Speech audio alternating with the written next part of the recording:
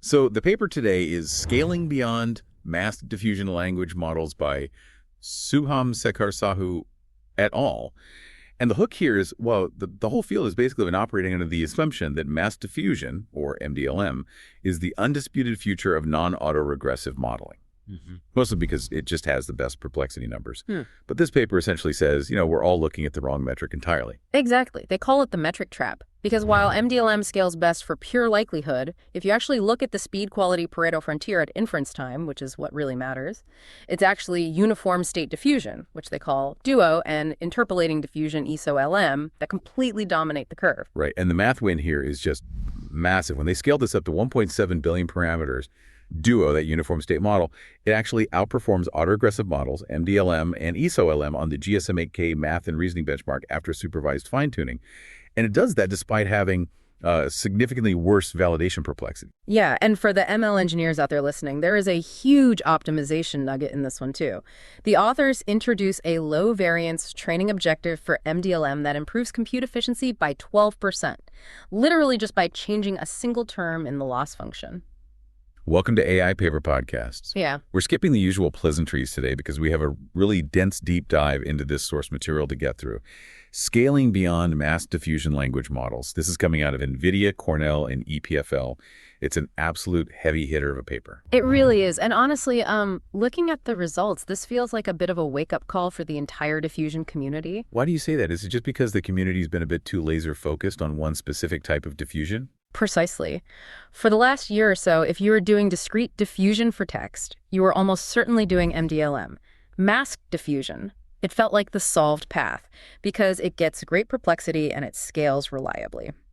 But this paper performs a really rigorous isoflop analysis and says, wait a minute, if you care about actual inference speed and downstream reasoning capabilities, we might be optimizing for the completely wrong thing. Okay, so let's define the players on the board before we get into the bloodbath of the benchmarks. We have the incumbent, obviously, the autoregressive model, or AR. Right, the gold standard. GPT, Llama, basically everything you use on a daily basis. It generates token by token, left to right.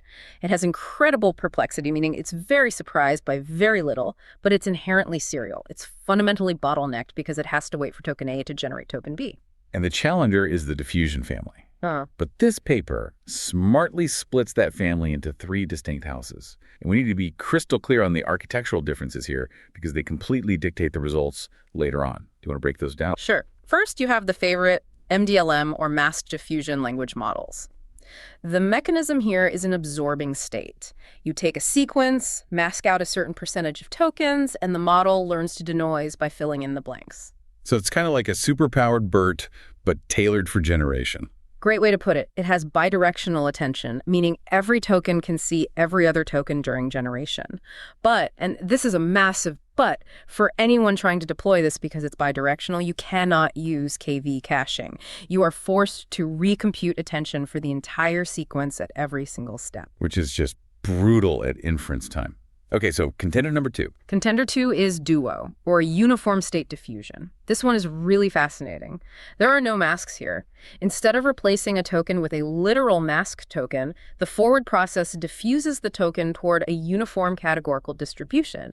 It basically just melts the token into pure entropy over time. I love that. So it's not hiding the token behind a curtain, it's just dissolving it into noise. Exactly. And the superpower of DUO is that the reverse process allows for self-correction. Because it's not just statically filling in a blank, it can revisit and revise a token's value multiple times during the sampling steps. It can effectively change its mind. Which sounds like it might be incredibly important for complex reasoning tasks, which we'll definitely get to. And the third contender. Eso-LM, the esoteric language model. I just love the naming conventions here. It's a hybrid approach. It uses causal attention just like GPT, but on shuffled input. This clever trick allows it to utilize KV caching, which makes it drastically faster per step, while still retaining the parallel generation benefits of a diffusion model. It's trying to thread the needle and be the best of both worlds. Okay, so we have MDLM, the quality king. We have DUO, the self-correcting shapeshifter, and Eso-LM, the fast hybrid. The authors ran a strict isoflop analysis on these three against AR. This is following the Hoffman scaling methodology, right? Fixed compute budgets across the board. Yes, very rigorously. They didn't just train one arbitrary size of each. They trained a massive grid of models across compute budgets ranging from 6 times 10 to the 18th FLOPs, all the way up to 1 times 10 to the 20th FLOPs. They wanted to see exactly who wins when the compute bill is identical. And the baseline result. AR still firmly holds the crown for perplexity. If your absolute only metric is predicting the next token with the lowest validation loss, autoregressive is simply the most efficient architecture. But we know going in that there's a diffusion tax. How steep is it actually? Oh, it's steep. To match the validation loss of an AR model, MDLM requires about 16 times more compute. Ouch. A 16x multiplier just to tie. It actually gets worse. Duo needs 23 times more compute, and Eso-LM requires 32 times more compute to hit that same baseline perplexity. See, if I'm a researcher looking at those numbers, I'm closing the PDF right there. Why on earth would I pay a 32x compute tax? That seems totally unviable for any real production environment. Well, hold on. Before we write them off completely, we have to look at two major caveats. First, the authors actually found a way to significantly lower that tax for MDLM. This is a vital technical detail for anyone training these models. They found that by using a low variance training objective, they could improve MDLM efficiency by about 12%. Let's unpack that real quick because it's important. This is equation 8 in the paper, right? What is mechanically happening under the hood there? Right. So in the standard negative evidence lower bound, the NLBO, you have a term with a ratio of alpha prime 2 over 1 minus alpha. As the time step approaches 0, which is the very end of the diffusion process, that denominator gets vanishingly small and the ratio just blows up. It creates wildly high variance in your gradients during training. So the model is effectively just flailing around the very last microsecond of the denoising process. Precisely. By swapping that volatile ratio for a constant -1 during training, they completely stabilized the loss. It dropped that compute gap from 16x down to about 14x. And perhaps more importantly, it shifted the compute optimal checkpoints towards smaller models. And smaller models obviously mean faster inference out of the gate. So that's an immediate practical win for anyone training masked diffusion today. Exactly. If you're training MDLM, implement equation 8 immediately. It's essentially free efficiency. But honestly, the real core argument of the paper isn't about training efficiency at all. It's that perplexity is basically a liar. Or at the very least, it's a deeply misleading metric when you compare across these entirely different architectural families. Right. This is the classic apples to oranges argument. Exactly. MDLM, Duo, and AR all have fundamentally different mathematical bounds. Comparing their raw validation loss numbers doesn't actually tell you how coherent the text will look to a human reader or how quickly you can serve it to a user. Which brings us to figure 1, the speed quality Pareto frontier. I think this graph is the absolute heart of the paper. It really is. On the y-axis, you have generative perplexity, so lower is better quality. And on the x-axis, you have throughput measured in tokens per second. And historically, you just assume there's a smooth, straight line. Better quality necessitates slower speed. But it isn't smooth at all. It's highly jagged. If you need extremely high quality, but you don't care about speed, say you're fine with less than 200 tokens per second, AR is still your clear winner. It produces the best samples at that latency. But 200 tokens per second is fine for a local script. But if we want real-time, low-latency generation at scale, serving 1 million concurrent users, we need serious throughput. Right. So let's say your constraint is between 400 and 600 tokens per second. Suddenly, AR completely drops off the map because it's intrinsically serial. And MDLM isn't fast enough because it can't cache anything. The absolute winner in that mid-range tier is Eso-LM. Because it leverages that KV cache. Exactly. Even though its theoretical perplexity was the absolute worst, remember that 32x tax we talked about? In actual practice, at that specific speed constraint, it generates far better text than an AR model that's being forced to run that fast. That's a massive distinction to make. The statistically worst model is actually the optimal model if your hard constraint is deployment speed. But what if you need to push it even faster, or, strangely enough, into that 200 to 400 range? That is where Duo completely takes over. And this is the real shocker of the paper. Duo, the architecture with the 23x compute tax, dominates the high throughput frontier. How does that work mechanically? If it's that computationally expensive to train, why is it so efficient to run at inference? Because it requires remarkably few sampling steps to get to a good enough result. That self-correction mechanism we mentioned means it converges incredibly rapidly. You might only need a tiny handful of steps to get perfectly coherent text, whereas MDLM intrinsically needs more steps just to resolve all the masked tokens sequentially. So if you just plotted the training loss curve, you'd throw Duo straight in the trash. But when you plot the inference Pareto curve, it reveals itself as a highly specialized tool for a specific speed requirement. Exactly. If you are operating under strict latency constraints, pre-training perplexity is virtually irrelevant. You want the architecture that yields the best generative quality at that specific latency boundary. And according to this paper, that is almost never the AR model anymore. Okay, so that covers the theoretical scaling analysis. But the authors didn't just stop at small-scale grid searches. They scaled this all the way up to 1.7 billion parameters, trained on 2.1 trillion tokens. This is a very legitimate, real-world training run. Yeah, they used a Slim Pajama and Nematron data mix. This is a proper, modern pre-training setup. So they trained 1.7B parameter versions of AR, MDLM, Duo, and Eso-LM, and then they run them on the standard likelihood benchmarks. ARC, BoolQ, P-Gary QA. Who takes the crown there? Overall, AR still wins the aggregate. It's the gold standard for a reason when it comes to standard likelihood tasks. Okay, but how does the breakdown look amongst the diffusers? It's a bit of a split decision. MDLM wins on ARC Easy and BoolQ. Duo takes the lead on OpenBook QA and PI QA.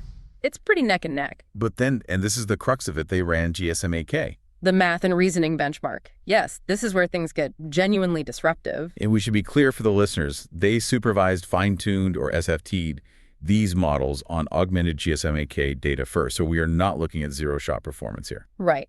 And keep in mind, up until this exact point in the paper, we firmly established that Duo has worse baseline perplexity than both MDLM and AR. Standard logic dictates it should naturally be worse at reasoning. Right. Higher validation loss implies it understands the underlying data structure less effectively. That's been the scaling dogma for years. But the GSM-8K results completely flipped the table. Duo achieved 65.8% accuracy. And the autoregressive baseline. 62.9%. And MDLM, the supposed king of diffusion. 58.8%. Wow. Let's pause on that. Duo beat the autoregressive model by nearly 3 full percentage points, and it crushed MDLM by 7 points. Yes. The specific architecture with the worst validation loss during pre-training miraculously became the most capable reasoning model after fine-tuning. How do we even begin to explain that? From an engineering standpoint, that seems entirely counterintuitive. It all routes back to that core mechanism we touched on earlier, self-correction. Think about how an AR model attempts to solve a complex math problem. It writes out the first number, then the operator, then the next number. If it makes a single logical mistake at step 2, it is permanently locked in. It has no mechanism to go back. It just has to hallucinate a plausible-sounding path forward from that initial error. Right. It suffers from the reversal curse or strict error propagation. It literally cannot look back. Exactly. Now, MDLM masked diffusion is also a bit rigid in its own way. It fills in static masks. It's essentially one-shot generation, just parallelized. But Duo starts with pure noise and iteratively refines the entire sequence globally. So you're saying if right in the middle of generation, the math fundamentally doesn't check out, Duo can essentially rewrite the earlier tokens to make the equation balance. In a practical sense, yes. The continuous diffusion process allows the values of the tokens to fluidly drift and adjust based on the global context of the emerging solution. It's not shackled to strict left-to-right causality. It can effectively look at the whole equation at once and refine the intermediate steps iteratively until they cohere. That is incredibly profound when you think about it. It implies that the noise-to-data process acts much more like a human drafting a math solution on a whiteboard, erasing, fixing, adjusting, rather than a typewriter just hitting keys sequentially one by one. That's exactly the prevailing hypothesis, and it strongly suggests that for deep reasoning tasks where the relationship between the premise and the conclusion is strictly logical, not just probabilistically likely, this uniform diffusion approach might be fundamentally superior to autoregression. Even though it's technically, statistically worse at predicting the very next word in a random Wikipedia article. Exactly. We might have been over-optimizing for next token prediction loss this entire time, blindly assuming it proxies for general intelligence, when in reality it mostly just proxies for grammar and syntactical flow. This raises a massive existential question about the future of LLM architecture. The industry is currently spending billions of dollars training AR models. If diffusion models like Duo are provably better at complex reasoning, are we currently betting on the wrong horse? I wouldn't go quite that far just yet. AR is still incredibly efficient to train from a hardware perspective. Remember that 23x compute tax for Duo? That is an enormous amount of money and GPU hours to burn just to squeeze out a 3% boost on GSM-8K. That is true. But we also saw that the low variance objective brought MDLM down from 16x to 14x. Who's to say a similar mathematical optimization isn't just waiting to be discovered for Duo? That's a very fair point. And the authors explicitly note that they didn't use any highly specialized architectural tricks for Duo in this study. This was a fairly vanilla, out-of-the-box implementation. There is undoubtedly a massive amount of room for future optimization there. I do want to touch on the Eso-LM result on GSM-8K really quickly, because it got, what, 33.4%? Yeah, it completely tanked on the math benchmarks. Why is that? I mean, it supports KV caching, it's highly efficient at inference. Why is it so terrible at reasoning? It's highly likely a capacity trade-off issue. Remember, Eso-LM relies on causal attention to enable that KV caching trick. Right. By doing that, it inherently loses the rich bidirectional context that both MDLM and Duo possess. It's essentially trying to be a diffusion model with one hand tied behind its back. The data suggests that for complex reasoning chains, you really do need that full context visibility or that unrestricted self-correction capability. So the landscape of non-autoregressive models is really starting to fracture based on utility. If you want pure speed and good enough chat latency, maybe you stick with AR or deploy Eso-LM. If you want high fidelity text completion, you use MDLM. But if you want deep iterative reasoning, Duo might actually be the dark horse candidate. That's exactly the primary conclusion the paper drives toward. There is absolutely no one model to rule them all paradigm anymore. The future of non-autoregressive modeling is a highly nuanced trade-off space. You have to pick your architecture based on your specific inference constraints. Do you desperately need KV caching? Do you need few-step sampling? What is the actual downstream task? It's moving away from a monolithic architectural approach to a much more specialized engineering toolkit. And this paper empirically proves that we shouldn't prematurely discard an entire family of models just because the pre-training loss curve looks a bit scary at first glance. If Sahu and the team had just stopped at the isoflop analysis, they would have categorically concluded Duo was a failed experiment. Right, they would have said it cost 23x more, throw it out, let's move on. But by pushing it all the way to the Pareto frontier analysis and running those downstream reasoning benchmarks, they uncovered a massive diamond in the rough. I want to dig just a little bit deeper into this self-correction idea before we wrap, because I feel like this is the philosophical core of the entire paper. When we casually say Duo refines the sequence, how does that actually manifest under the hood? Is it literally flipping the tokens from one word to another? Well, technically, it's operating purely in a continuous embedding space until the very final decoding step. But practically, yes. Imagine the model is generating a response and has a weak hunch that the answer is 42. In step 1, the noise vector looks vaguely like the embedding for 42. In step 2, it processes the surrounding context, the actual constraints of the prompt, and mathematically realizes 42 creates a contradiction. Maybe it should be 45. The continuous diffusion process gently pushes that noise distribution away from 42 and toward 45 over the remaining time steps. Whereas an AR model would have hard committed to the 4 and then been permanently stuck trying to invent a reality where the 2 logically follows it. Exactly. AR is strictly path-dependent. Duo is path-independent, or rather, it navigates the path globally across the entire sequence. It's a fundamentally alien way of modeling information compared to what we're used to. So, synthesizing all of this, what does this actually mean for the listener? If you're an engineer training models right now, what are the actionable takeaways? First and foremost, look at that low variance objective for MDLM.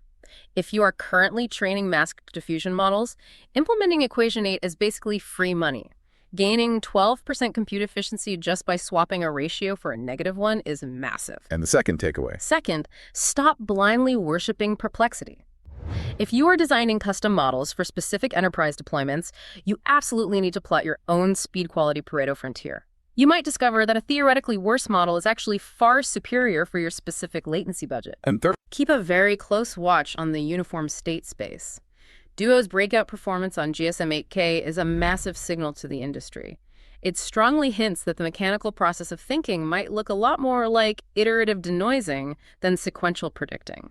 that is such a fascinating concept to leave off on, the idea that actual cognitive thought is the gradual reduction of entropy rather than the serial production of individual tokens. It connects to some incredibly deep mathematical ideas in energy-based models and thermodynamics, but honestly, That's a whole other deep dive for another day. Indeed it is.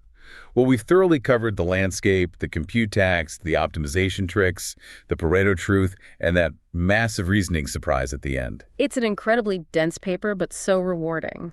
Do you have one final provocative thought to leave the listeners mulling over? Yeah, think about this. We saw Duo beat AR on reasoning accuracy, but look closely at the throughput numbers in the paper. On the GSM-8K test, AR and Duo had almost the exact same throughput, right around 24 to 25 tokens per second. Right, because it's heavily memory bound at a batch size of 1. Exactly. But imagine if the open source community optimizes Duo's sampling process the exact same way we've relentlessly optimized KV caching for transformers over the last 5 years. If we can make that global self-correction process computationally faster, we might not just be looking at a smarter reasoning model, but a significantly faster one too. The optimization ceiling for diffusion is nowhere near hit yet. That's a great point. The transformer architecture has had a massive 7-year head start on hardware optimization. Diffusion for text is basically just tying his shoes right now. Exactly. And if this paper by Sahu and the team is any indication, the architectural race is about to get a lot more competitive. All right, that's a wrap for this deep dive into the source material. Definitely check the show notes for the link to the paper. And seriously, go look at Figure 1 and the GSM-8K tables for yourself. It is well worth your time. And definitely keep an eye on Sahu and the rest of the team at NVIDIA. They are clearly pulling on a very important thread here. Thanks for listening to AI Paper Podcasts. We'll catch you on the next deep dive.